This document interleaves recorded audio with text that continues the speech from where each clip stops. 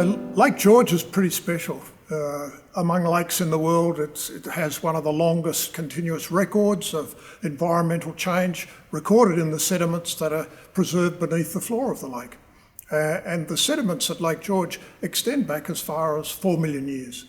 And those sediments record aspects of the climate, the vegetation, and also, of course, the water level history of the lake. You know, that's a handful in the world that have this kind of record, so it's very special. And it makes it the longest record of its kind in the Southern Hemisphere of any lake, and one of the longest, if not the longest, in the world. People have often commented on this amazing ability of the lake to appear and disappear over time. And basically it comes down to the lake being much like a rain gauge.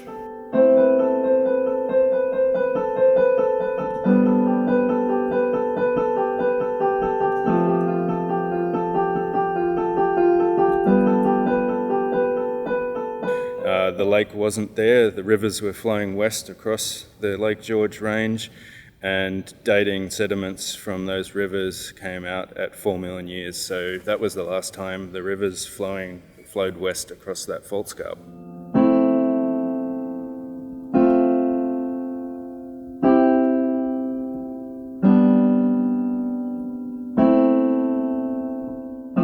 Prior to 4 million years ago, the rivers happily flowed westward across the position of the Lake George range. It came up in front of them and dammed the rivers essentially, and initially they would have found ways around or through, but eventually they couldn't keep up. It dammed it, made a lake, and the lake's been filling up with sediments since. As best we can work out at the moment, the last period of activity on the fault finished about 800,000 years ago. So we would say that the fault is currently in an inactive or a quiescent period. Now, when's the next earthquake going to happen? We see in the geological record of the basin sediments that there have been these quiet periods on the fault before, and they run from about 400,000 years to 800,000 years as the timing. So that's not to say that we imminently expect the fault to jump into life again. Like for an earthquake, fault soon can be many human lifespans. It could be thousands of years into the future.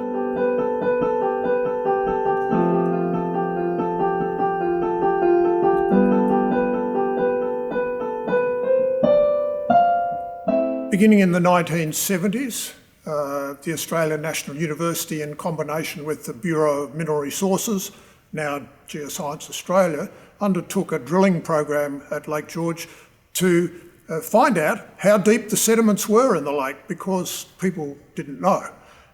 And as a result of that drilling, it was discovered that up to 165 metres of sediment was preserved beneath the floor of the lake, and that represents around about 4 million years. One of the great things that we can do with the drill cores that we've recovered from the lake is to extract fossil pollen grains from the sediment, the pollen from the vegetation that grew around the lake at various times in the last 4 million years.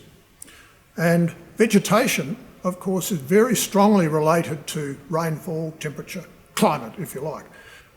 And so by extracting the pollen, we can reconstruct what the vegetation was like, and we can say a lot about what the past climate was. And we know, and the results are quite clear. 3 million years ago, there was rainforest growing around Lake George.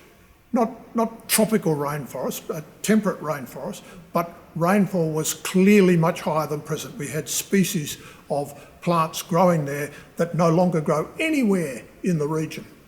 So at 3 million years ago, probably the rainfall could have been between 2,000 and 3,000 millimetres a year. That's more like West Coast Tasmania than Canberra, which has a rainfall of a bit over 600 millimetres today. So there's a very good example of how we can reconstruct what the past was like from tiny pollen grains preserved in the sediment. In the last 200 years, the lake has been up to 7 metres deep. But we know from our work and previous work around the lake that there are shoreline deposits up to 35 metres above the floor of the lake. And if you've got 35 metres of water in Lake George, not only is it much deeper than it has been in historic times, but the lake is much bigger in area. It spreads out much further across the basin. And at 35 metres deep, it would flood Bungendore, it would flood Collector, and it would almost overflow through Geary's Gap, where the lookout is today. So we're talking a very, very different environment at that time, probably around about 50,000 years ago.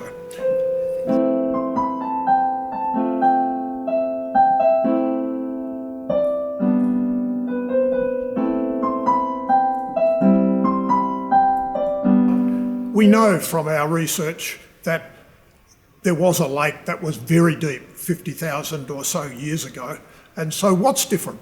Why is it we only have up to 7 metres of water in the last 200 years, but 35 metres of water 50,000 years ago? It comes down to changing climates. 50,000 years ago, the region was cooler. It was sufficiently different from the present to allow a large body of water to accumulate and to stay as a permanent lake, rather than the ephemeral lake that we have today.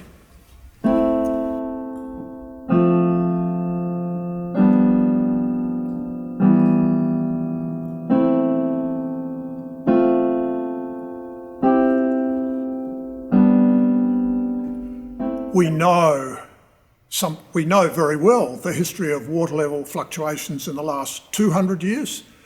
It's very closely correlated with rainfall in the area.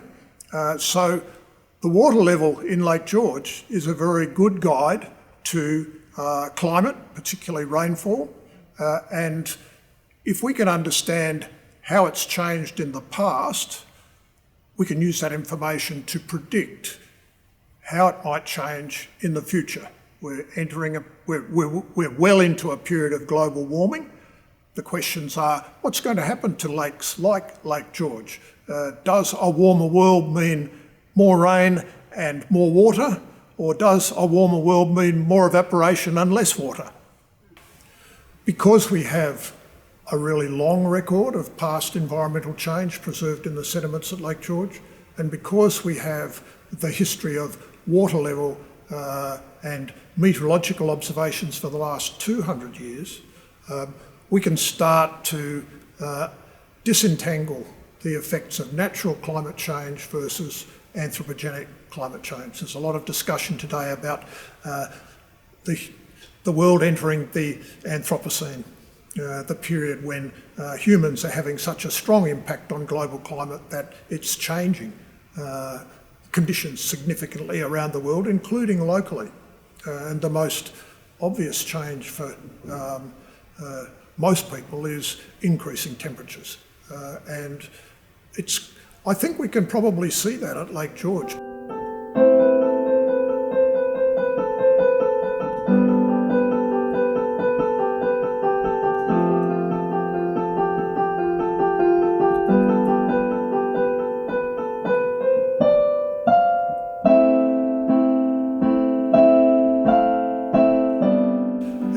One possible reason for that is the increase in temperature since that time and the increase in evaporation. So there, I think we can see very real evidence of anthropogenic climate change. These days we can make water level measurements of Lake George from satellites, but there's no substitute for getting in the water and measuring it yourself. And that's what we do on this fence line. I can measure water levels to the nearest centimetre. That's much, much better than we can do from satellite imagery. It's cold at this time of year, but it's worth it.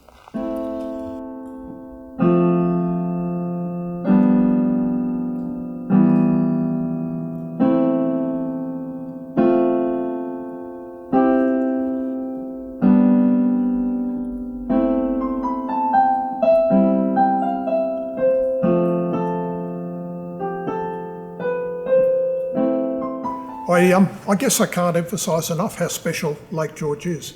I mean, on a personal level, it's special to me because I've been going to the lake since I was a boy.